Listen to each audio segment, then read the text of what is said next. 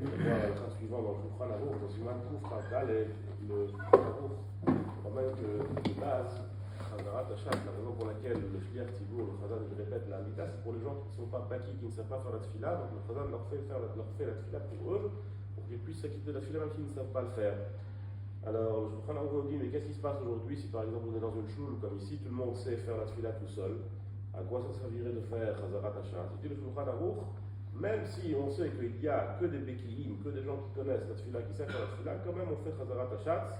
Pourquoi? Parce que c'est une takana chachamim, c'est comme ça que nos sages ont instauré qu'on doit faire Chazarat Hachatz.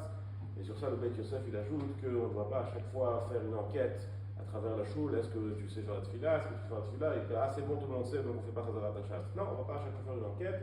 Donc on part du principe que c'est possible qu'un jour quelqu'un ne sache pas faire la tfila, donc Chazarat Hachatz est fait pour ce pauvre monsieur qui un jour risque d'être dans une synagogue sans savoir faire la tfila. Le Rama il ramène une halakha intéressante. Il dit que im yesh yechidim bakahal shema'arichin betfilatam ein leshatz להמתין עליהם. אפילו יהיו חשובי העיר, וכן אם היו בניין בית הכנסת, אין להמתין על אדם חשוב או גדול שעדיין לא בא.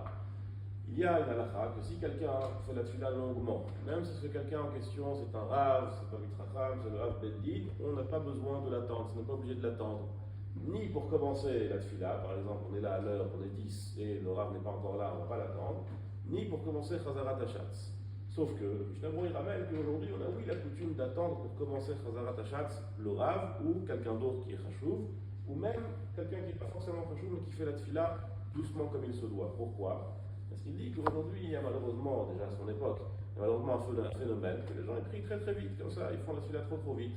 Donc pour réguler un peu le rythme, pour qu'il y ait un trafic qui soit plus ou moins normal, comme il se doit, alors on attend le rav, le chacham, pour que lui, on sait qu'il fait la tfila plus ou moins normalement, donc on va l'attendre que ce soit la référence. Mais c'est pas du tout parce qu'on le respecte, c'est pas du tout une forme de respect, au contraire, il ne faut pas attendre pour le respect, il faut attendre juste pour réguler la Hamida. Maintenant, si on est dans une choule, par exemple, tout le monde fait la Hamida normalement, on n'a pas besoin d'attendre le rav, donc dans ce cas-là, on n'attend pas le rav.